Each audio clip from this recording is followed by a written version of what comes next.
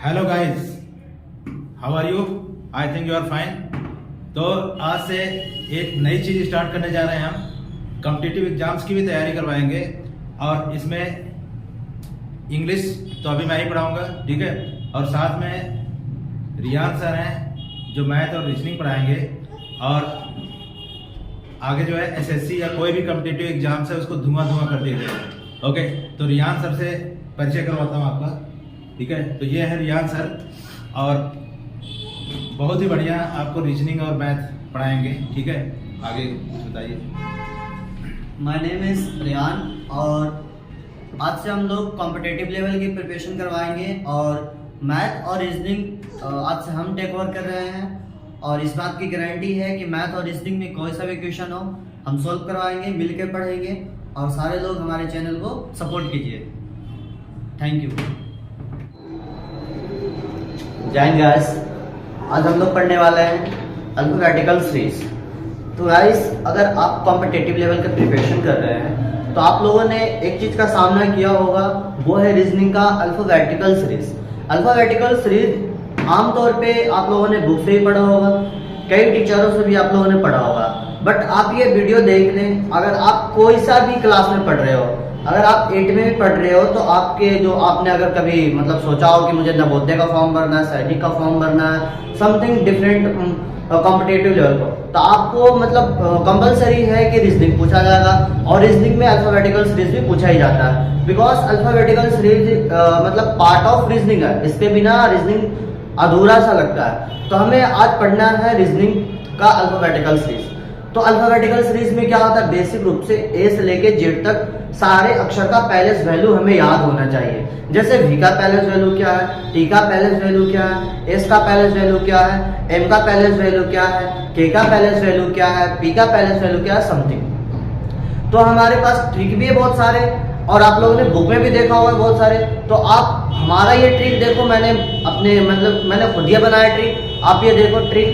तो बेसिक रूप से जो याद करने का जो बुक में जो ट्रिक है वो होता है एक्सोटिक। तो एक्सोटिक कैसे याद करते हैं? तो एक्सोटिक हम याद करते हैं 5, 10, 15, 20 और 25। मतलब ई का पैलेस वैल्यू 5, जे का पैलेस वैल्यू 10, ओ का पैलेस वैल्यू 15, टी का पैलेस वैल्यू 20 और बाई का पैलेस वैल्यू 25। ये हमें याद करना होता है एक्सोटिक। बट कभी कभी ऐसा होता है कि हमारे माइंड से निकल जाए। एक ट्रिक और होता है, वो है सफिलोरक्स। देखेंगे गाइस, ट्रिक सफिलोरक्स ऐसा ट्रिक है। इसमें क्या है, इसमें ना सफिलोरक्स जो ट्रिक है इसमें 3 का गैप है। जैसे 3, 6, 9, 12, 15, 18, 21 एंड 24। आप ऐसे याद कर सकते हैं सफिलोरक्स, और सब में 3 का गैप। अब जैसे आपसे पूछ दिया जाए बताओ एक्स का, तो आप याद करोगे सफिलोरक्स, तो 3 8 24, 8वें नंबर का आता है एक्स, तो याद रखना। तो ये ट्रिक हो गया आमतौर पे जो तुम्हें याद करना है। ये हमारा आम जिंदगी है, मेंटोर जिंदगी क्या है वो हम आते हैं।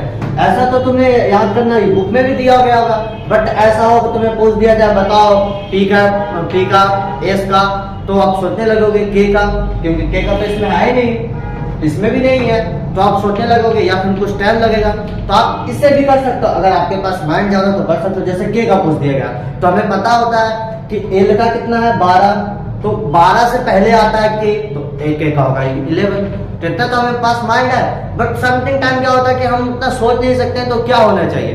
तो इसके लिए हमारे पास ट्रिक है, बहुत ही अच्छा देसी ट्रिक। तो हमें पता कैसे याद करना है, ये चीजों का हम देख रहे हैं। तो हमें 2 चीज मतलब कुछ चीजें तो हमें याद होता है, जैसे ए से लेके ई तक पैलेस वैल्यू, ए का 1, जैसे ए का 1, बी का 2, सी का 3 और डी का 4 और ई का 5, इतना तक तो हमें याद होता है। हम फंसते कहां से? फंसते हैं एफ से। तो हम एफ से ही चालू करते हैं कि कैसे याद होगा।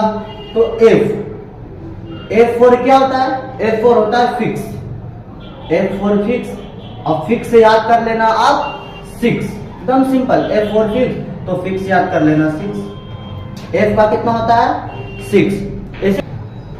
F4 होता है फिक्स और फिक्स से होता है 6। अब इसी तरफ से हम चलते हैं जी की तरफ।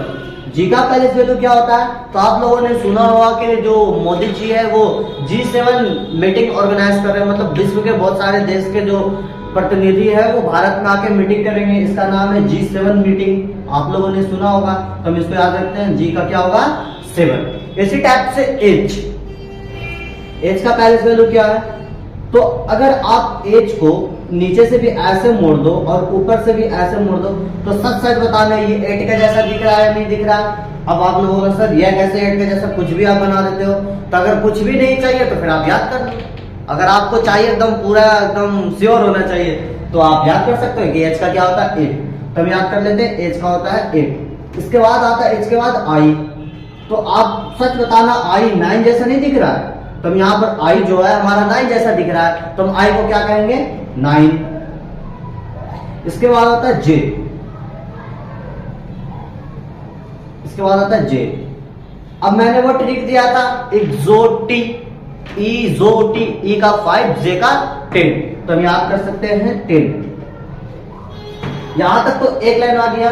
इसके बाद आता है जो लाइन है के एल एम एन ओ। अब इसे हम कैसे याद करेंगे? मैंने 2 पेयर तो याद हो गया, ए से लेके ई तक हमें पहले से याद है, बचपन से हम जानते हैं। नहीं भी जानते तो इतना दिमाग है मेरे पास, हम लोगों के पास कि डी का हमें पता, जैसे डी का कोई बोलते हैं फास्ट बोलेंगे, डी का ए बी सी डी, चौथे अक्षर पे डी है, तो इतना तो माइंड है। और एक से लेके जे तक मैंने बता दिया। अब के से लेके ओ तक जो तीसरे पेयर एबीसीडी के वो कैसे याद होगा? तो आप लोग अगर आईपीएल देखते हैं, आईपीएल में एक टीम होती है किंग्स 11 पंजाब, और जिसका प्रतिनिधित्व प्रीति जिंटा है, वही किंग्स 11 पंजाब। तो किंग्स 11 पंजाब उनका वो क्रिकेट टीम का नाम है, किंग 11 पंजाब। तब यहां से याद कर सकते हो किंग्स 11 पंजाब। तो के का कितना? 11। एल का क्या? Lunch, L for lunch. Lunch का टाइम क्या होता है? 12 बजे के बाद। 12 बजे से पहले थोड़ा ना कोई लंच करता है, या फिर 12 बजे ही लंच करता है। अब कोई ऐसे भी लोग आएंगे बोलेंगे मैं तो 2 बजे लंच करता हूँ, तो ऐसा नहीं है, 12 बजे लंच का टाइम हो जाता है। तो यहाँ पर हम लिख सकते हैं lunch, L for lunch, L for lunch, lunch का टाइमिंग है 12 बजे। एम, तो यहाँ पर हम दे दे रहे हैं, आप लोग याद कर लेना यहाँ से। एम को होता है 13। 13 क्यों होता है मैं बता दे रहा हूँ। या आप ध्यान से इसको जो है, इसको हम अगर ऐसे पलट देते हैं ऐसे, तो ऐसे इस टाइप से है 3। एम को अगर ऐसा पलट दो तो ये 3 जैसा लग रहा है, बस इसके आगे 1 लगा रहे हैं क्योंकि अब पहला पेयर मिल रहा है, तो हम 1 और हमें डब्ल्यू, अगर डब्ल्यू के पूछे तो डब्ल्यू हो जाएगा 23। एम अगर ऐसा पलटोगे तो ये हो गया 3, डब्ल्यू भी ऐसा पलटोगे तो हो गया 3। तो एम पहले मिल रहा है इसलिए इसका आगे 1, और डब्ल्यू लास्ट में इसके बाद मिल रहा है इसलिए इसका आगे 2। तो एम का 13 और डब्ल्यू का 23, यही पे हम बता दिए दोनों का। एम का हमें पता हो गया कितना? 13।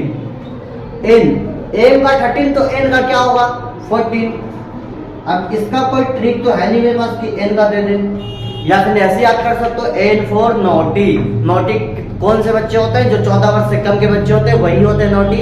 हम जैसे बच्चे तो नोटी होते ही नहीं। नोटी क्यों? हमें शरारत करने को, तो खत्म हो गया हमारा। ओके, बाद का जो पैलेस वैल्यू है वो हम देखते हैं। ओ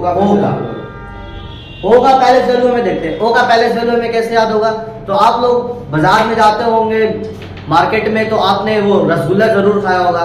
तो जो रसगुल्ला का जो रेट है वो होता है 50 रुपीज। तो आप ऐसे याद कर सकते हो जो रसगुल्ला है वो कम से कम 50 में मिलता है। रसगुल्ला गोल गोल ही तो होता है, और भी गोल है, तो यहाँ से याद कर सकते हैं ओ। नेक्स्ट पेयर है P Q R S T.